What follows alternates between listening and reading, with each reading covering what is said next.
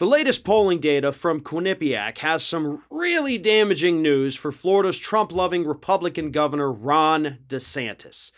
DeSantis, as we all know, has overseen one of the largest explosions of COVID cases, hospitalizations, and deaths here in the United States in recent months. But instead of doing something to actually help slow the spread in his state, he is actively trying to punish individuals, especially school boards, who try to protect children from the COVID virus. And the latest poll numbers show that a shocking amount of people in this state are unhappy with these decisions, including, by the way, a majority of Republicans. Here's some numbers for you. 60% of Florida voters support school mask mandates, while just 36% are opposed. DeSantis' policy of cutting off salaries for school teachers who defy his mask mandate ban, meanwhile, is even more politically toxic for the governor, as just 25% say the policy is good, while 69% say that it is bad. In fact, even a majority of Republican voters who are the most opposed to school mask mandates do not support withholding payment from school administrators who enact mask mandates. We have already seen other polls come out showing that DeSantis, who, again, 5 months ago was cruising to an easy re-election in spite of his bungling of COVID. But now things are different.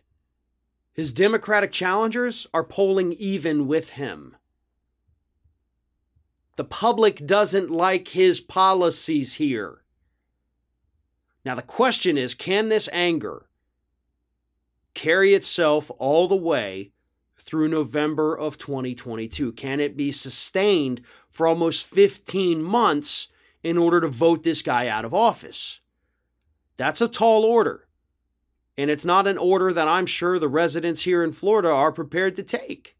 I don't see them doing that. So it is what it is. These are great poll numbers for Democrats right now.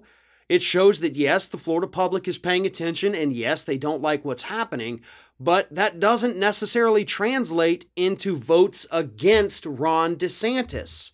And that's what's so troubling about all these poll numbers, because you have too many idiots across the country, honestly, who look at a politician, say, I hate what you're doing, but by God, you got an R next to your name, so I'm going to vote for you anyway, because it's better than voting for somebody with a D. And then we end up in this endless cycle of bad government that everybody bitches and moans about, but nobody actually wants to take the step to vote these people out. Honestly, we see it on the Democratic side too. This tribalism is what keeps bad politics and bad politicians winning re-election. People are too scared to make the leap. They're too scared to vote in the primary to get somebody else up there. So again, we end up with this endless cycle of bad politics, bad politicians, and people constantly complaining, even though they are the ones who keep doing this to themselves. If the Democrats running against Ron DeSantis had sense right now, and I'm not saying they don't, I'm just saying I want to start seeing some of this, start running ads. Start attacking him. I want to see it on my TV. Because honestly, you can't just sit back and say, oh, let's watch him implode. No, you have to aid the implosion.